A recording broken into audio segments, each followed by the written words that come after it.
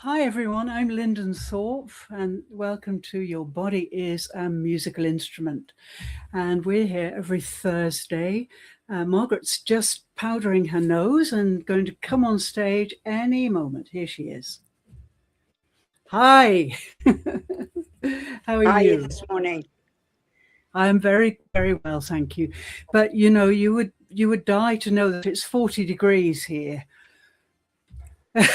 I wouldn't I even know. put powder on anything. Well, we're fortunate because we're all set up with aircon and everything and fans and you name it. So we can take refuge, but it's incredibly hot and it's a big problem here now especially for older people because of Absolutely. what do you call it? Heat stroke. Yeah, heat stroke, which is happening kind of everywhere. Anyway, apart from that, everything is super. And Good. yeah, and you're super, I think, are you?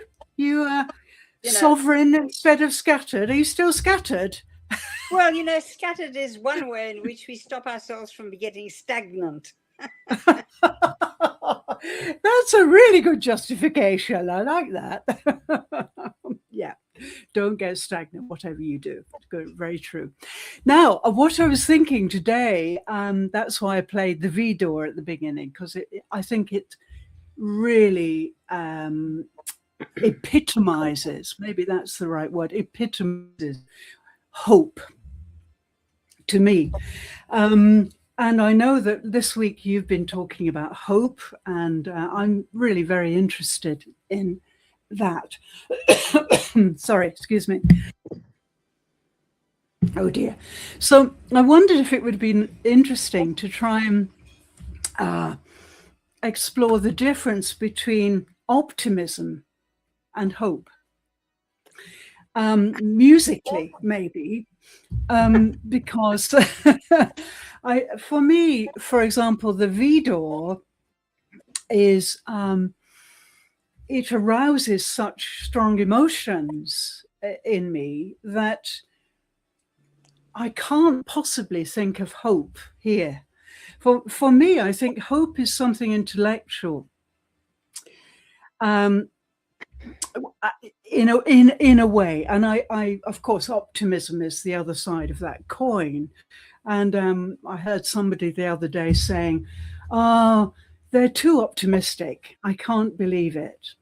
So it's somebody in a business team said that this kind of blanket optimism really people don't get it, they don't buy it, as we say. And so I'm really interested to know what you think about the differences here and how it translates into musical hope. Well, you know, immediately what jumped into my mind was being a child and the hope that I had that I would one day play the piano with an orchestra.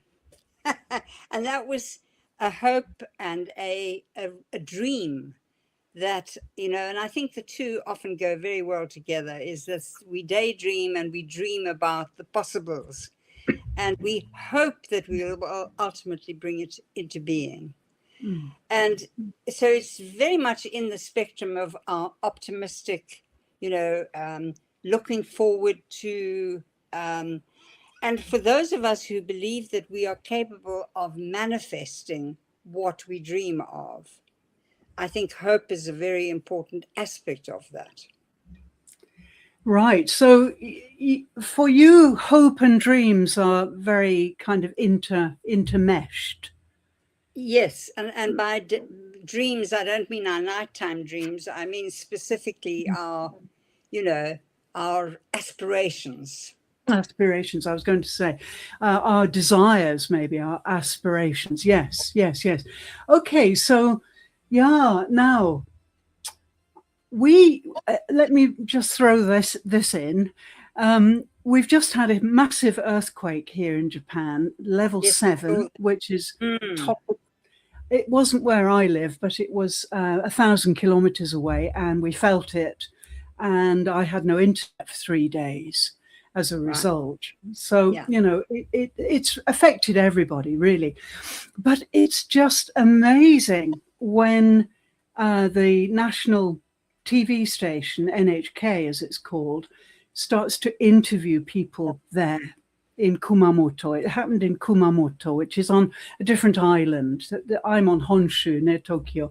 Kumamoto is more westerly. And so when we see these people standing in front of their beautiful old houses with these incredible tiled roofs, completely collapsed, that nothing vertical. Wow. All the walls are completely collapsed and the roof is on the ground. So they're standing in front of these demolished houses that they've lived in all their lives, probably, and they're smiling and they're saying, oh, well, what can we do? We have to start again. And maybe this was meant to be. I'm translating something like that. Maybe this was meant to be. So they are so driven by something very spiritual that I hesitate to call hope, but you know, can you have hope in a land where you may be driving along the motorway and suddenly at 200 meters in front of you, the motorway lifts off the ground 20 meters and comes down with an incredible bang, absolutely killing and destroying everything underneath it. We saw that video. That happened to somebody who happened to take his camera out and take the video. It was incredible. This road just went completely up in the air and he followed the camera and then bang, it came down, and the bang was an incredible sound. I can imagine. Definitely. Yeah. I can imagine. You know, in discussing this whole thing of hope, I think that it is obviously tied up with optimism. And, you know, in the Gallup Strength Finder, tool that I use in my coaching, positivity is one of the 34 strengths, natural ways of thinking, believing, and behaving in the world. So positivity is, I think, tied in with hope. But Yes. It doesn't mean that it's definitive, because I don't think it is. No.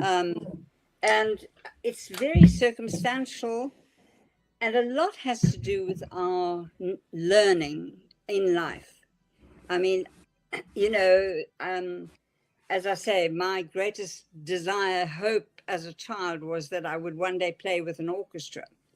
And unfortunately, when the opportunity arose, I damaged my hand in the chemistry lab. Oh, oh gosh, I didn't know And that. by the time I had recovered, the competition was over. So, you know, it was devastatingly disappointing for me. However, this is life. And that hope had been squashed. However, it didn't stop me hoping about other things. You know, so hope is almost circumstantial, and it's also an ongoing thing. And I think for some of us, it's easier to bring hope into our lives. We had a session earlier on this week in our discussion group about hope.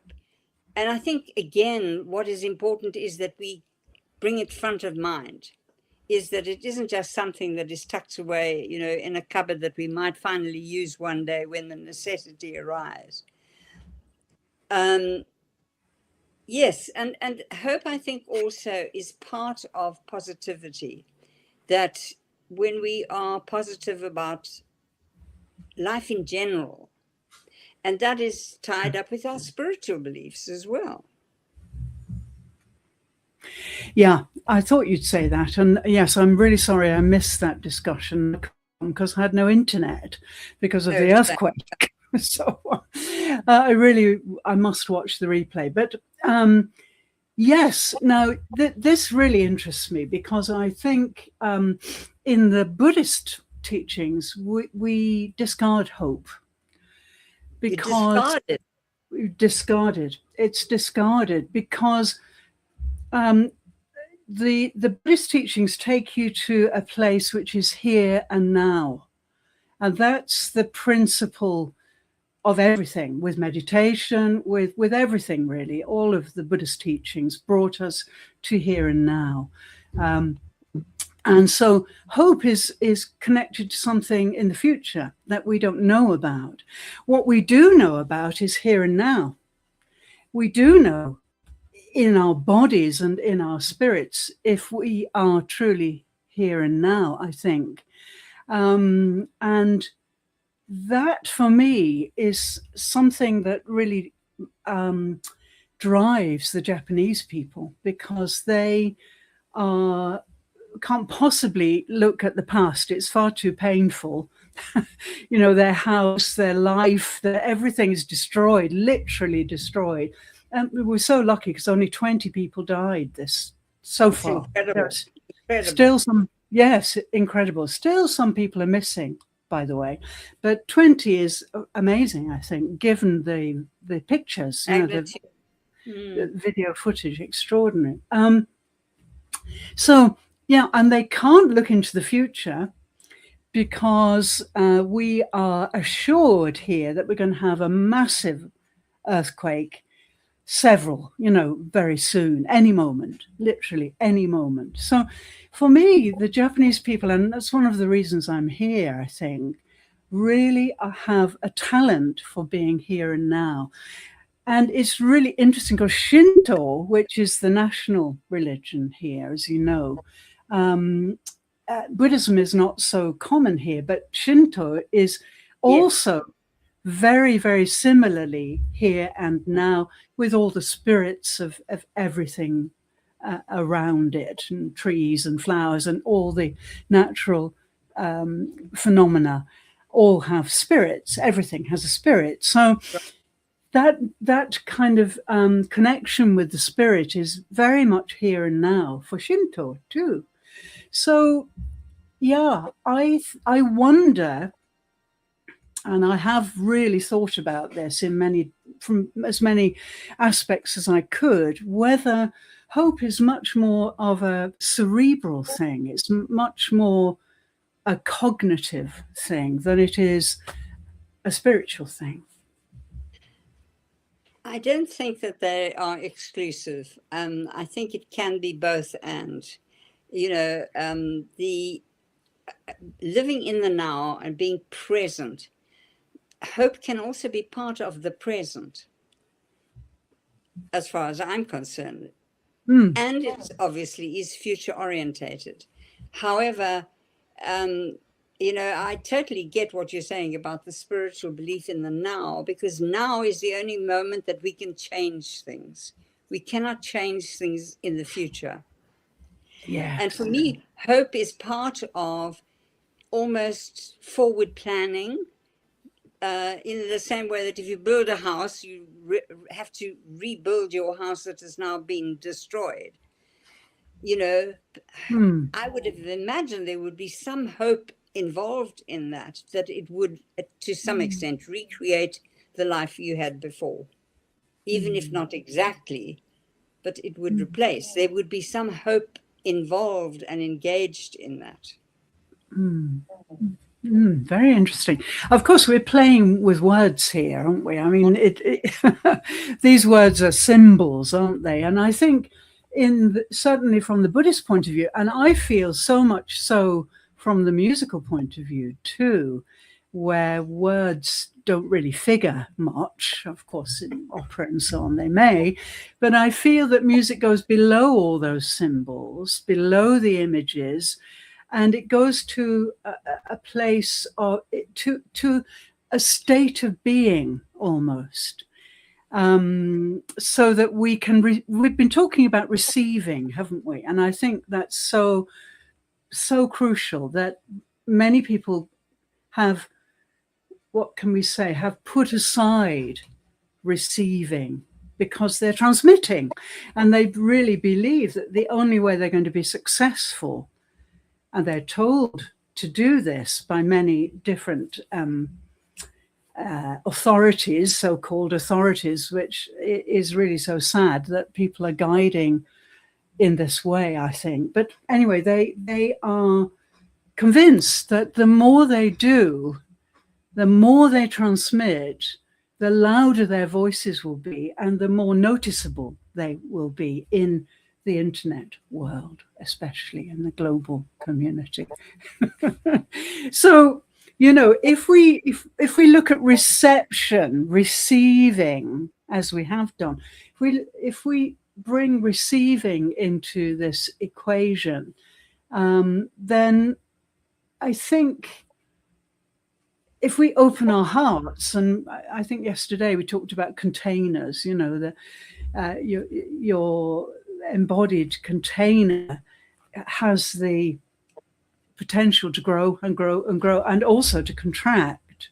Yes. And fear might well contract your container. So you want to protect yourself, you know, and only yourself, maybe. And so, yeah, I think that receiving is very much very important for balancing body, spirit, and mind. I do. But where does hope fit into receiving then? What do we receive from hope? Do we receive it? Well, you know, again, and I think this is such a personal thing, is that a lot depends on our attitude. So some people are very, very hopeful and very positive because they are positive by nature. And I think the positivity and the hope do really combine in terms of, because when we think of hope, we think of positive things. We don't hope we're going to have an earthquake, you know. No. And so for me, the positivity and the hope tend to go together. Is that we hope for a better future, or we hope for improvement in our circumstances, or, you know, we hope we're going to pass that horrible exam we have to write next week, etc., etc. It's almost a forward-thinking aspect of life, because patently what's happening now is not completely what we would like. So we hope for an improvement or a growth or something of that nature. That's very interesting. Yeah, you see, I'm looking at it from a philosophical point of view, I suppose, or even an oncological point of view. And I feel that if hope is something really abstract, how do we receive it into the body, for example? If we're talking about embodiment, can we embody hope, in your view? I believe so, because it does change our internal biochemistry. When we are hopeful or positive, it's very, very hard when you're in a high stress situation. In other words, the adrenaline is flowing and the, you know, testosterone is out there. We want to go and fight the world because it's being nasty to us, etc., etc. But our internal biochemistry, I suspect, can be calmed and shifted with the notion of hope. We hope for a better future, or our house to be resurrected as quickly as possible, or whatever it might be. Whatever it is. Yeah. Yes. Yeah. Yeah, that's nice. I like that. And so let's come back to music. How about hope and music? How does that work for you? Do you feel hope from any music that you listen to? Are you perhaps despairing at one point, and then you hear something beautiful? Let's see that as vibrations. You detect those vibrations. Does that change your inner sense of hope? For me personally, you know, music is always uplifting, and that uplift almost in one's spirits. And not all music, but most music, um, lifts one and therefore takes one into the space where hope becomes possible. Okay, well, I like that. Yes, yes, yes. I can see now how you're looking at it. Yeah, I think music and vibrations and even the sound of someone's voice, can, people often say that, don't they? Oh, I rang you. I just wanted to hear the sound of your voice, because those vibrations can lift us Absolutely. too. Yeah. Absolutely. And it's interesting in the case of Japan, because, of course, there are lots of types of Japanese music, but I think Japanese people in general listen to very simple music. Enka is the kind of popular form, but there are traditional forms too. And in fact, we're coming up to Obon time in Japan, which is the time of the year when all the ancestors come to visit. So we have to go to the graves and give them food and light the way with lanterns.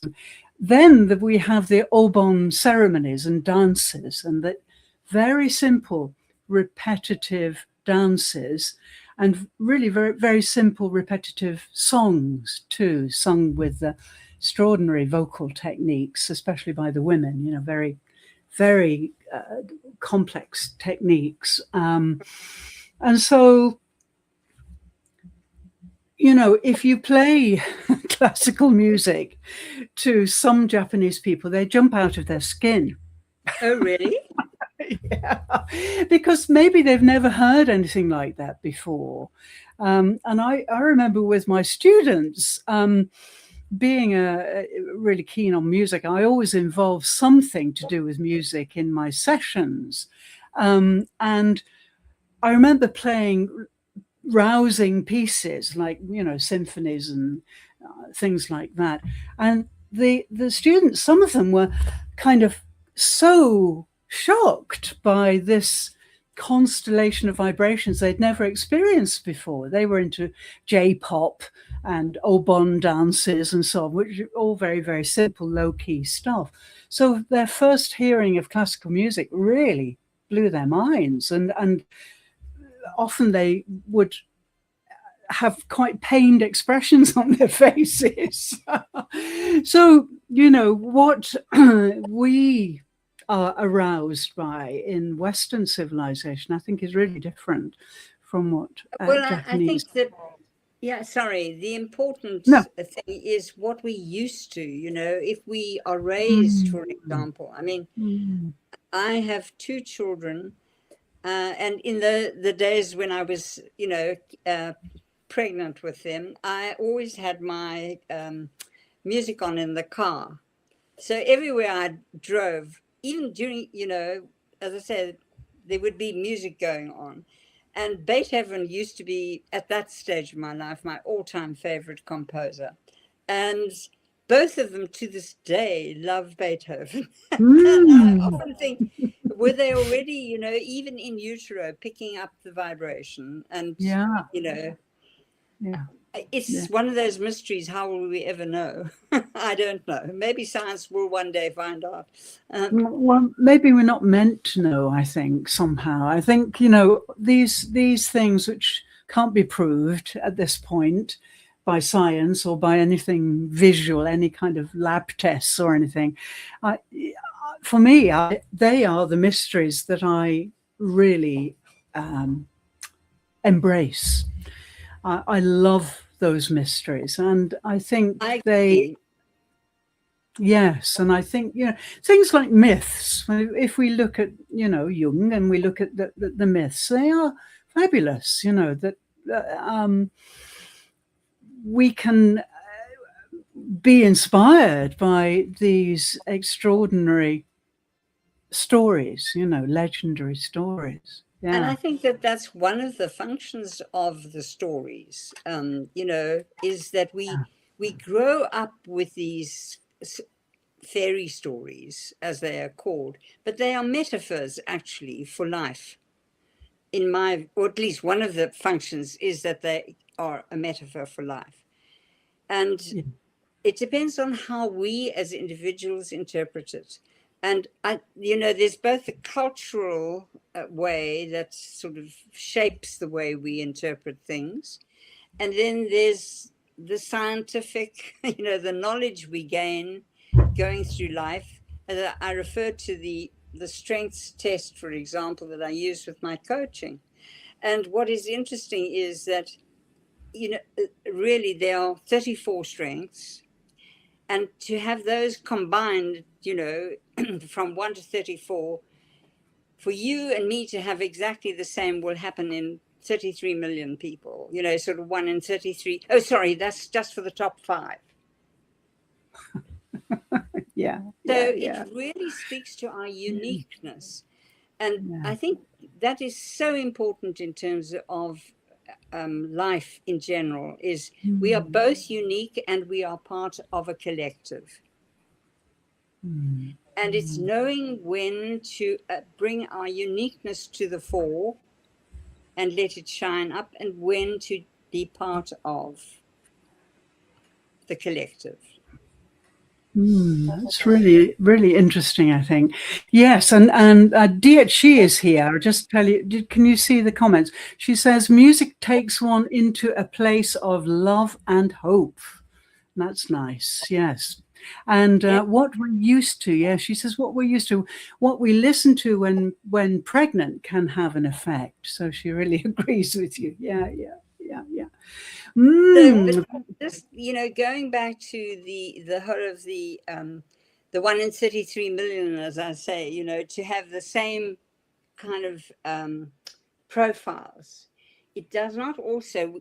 It is affected by our culture, the way in which, again, we are tutored, and I don't only mean formally tutored. I mean just guided by all the influences that guide us in our developmental years. And that ability, and for me, this is part of being adult, that says, that's what I learned. Does that make sense to me? Can I really, and that's where the hope comes in, is that if there's something that I was, brought up to believe as an absolute truth, and yet there's a part of me that it doesn't really sit well with me, I would hope that I could change it. And for me, right. This is really interesting. to bring that aspect both of agency, that I have the agency to change something. And I think you're familiar enough with psychology to know that we often talk about the stories, what I call the spells that bind us. We are told certain things are absolute truths in our formative years, and we don't question them until we suddenly have to question them. And then can we break the spell that has been cast over us that says that is an absolute truth, cannot be denied. Yeah, I love that. I think it's so true. And it is, yes, we are the only agent that can really change these things, though I think we're convinced that other people can do it for us. And that's where opting out or outsourcing comes into play. And I think that's really affecting so many people today, especially global business people, on the internet and so on. They're outsourcing everything, to AI, to leaders, to teams, and so on and so forth. But yeah, I think that if we come back to music, because we're running out of time as usual, then I think that for me, music doesn't need to, if you like, argue us into hope or optimism. It doesn't need any of that because it's concrete, because it is not symbolic. It can be symbolic. Of course, we can interpret it as symbolic, but at base, we're simply absorbing vibrations. I always like to come back to that basic, Absolutely. Yes. physical thing, which brings us to here and now again, coming back to that. So yes, of course, because of our physical makeup, because of our chemical makeup, because of our spiritual makeup, then we can receive that particular music in a certain optimized way rather than another piece of music. So and I think very personal, that we don't all respond to the same music, No, that's right. And that ability to open ourselves, to being changed by music. I think that's a very wonderful topic, and I wonder whether we should tackle that next week, because I I think that music can offer an opportunity to make huge changes, but I'm not sure how many people actually take those opportunities. Well, again, that's a big topic, I think, isn't it? Big topic, and as adults, it's their choice, Well, yeah, that's right. And so maybe we delegate. No, maybe that's the word. We delegate. No, we don't delegate. I can't find the word in English, but we put it away. We put music aside and say, oh, yes, it's really lovely, but it's nothing to do with me. Really, it's nothing to do with my life. It's just leisure. It's helping me to relax. It's something to do with leisure time. Whereas, the core, if we really embodied, if we're really in our core and breathing and our spines lengthening and everything is working in tandem, then of course our body chemistry changes, but we can hold on to those changes and we can use those. We can use that music again. We can say, oh, wow, this made me feel so good. Let me hear it again, Well, which is, of course, what happens with dance, and I was thinking particularly of ballet, because it was one of my siblings was a ballet dancer. And that's sort of being able to be drawn into that magical world, again, of mythology, because that's what's often being acted out on stage and so on.